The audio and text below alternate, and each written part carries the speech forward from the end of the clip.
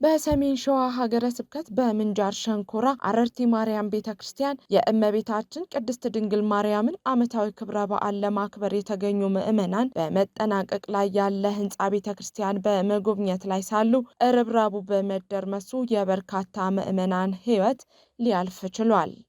የሀገረ ስብከቱ ዋና ስራ አስኪያጅ መጋቤ ሐዲስ ቀሲስ ነቃ ጥበብ አባቡ አደጋው የተከሰተው ማለዳ እንደሆነና እስካሁን ድረስ የአደጋውን መጠን ማወቅ እንዳልተቻለ ገልጸዋል። በውስጥ ያለው ለፊኒሽንግ የተረበረበው እንጨት ነው እንዳለ የተደረመሰው። እንግዲህ እስካሁን ድረስ በውል የሞቱ ወገኖችና አደጋ የደረሰባቸው አልተለዩም፣ ገና እየለዩ ነው።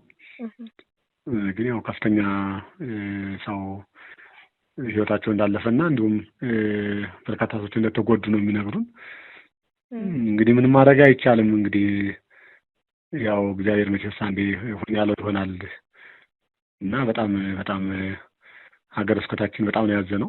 በጣም ግዙፍ እንደሆነ የገለጹት ርብራብ ከአቅም በላይ የሆነ የህዝብ ቁጥር እንደነበረበት ከስፍራው መረጃ ደርሶኛል ያሉት ስራ አስኪያጁ ሀገረ ስብከታቸው የተሰማውን ጥልቅ ሐዘን ገልጸው በህይወተ ስጋ ለተለዩ ወገኖች እግዚአብሔር ነፍሳቸውን በአጸደ ገነት እንዲያኖር ተመኝተዋል። ጉዳት ለደረሰባቸው ወገኖችም ምህረትን እንዲሰጣቸው ተመኝተዋል። ርብራቡ በጣም ግዙፍ ነው። ውስጡ የስዕል እየተሰራ ነው። ፊኒሽንግ ስራ ላይ ነው።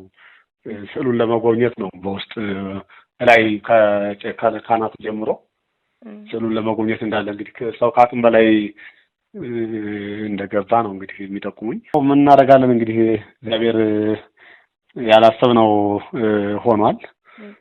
ሀገረ ስብከታችን በጣም አዝኗል። የሞቱ ወገኖቻችን እግዚአብሔር እንዲምርልን የተጎዱትንም እንዲጠግንልን ነው እንግዲህ የምንማጸነው። ሌላ ምንም ማለት አይቻልም።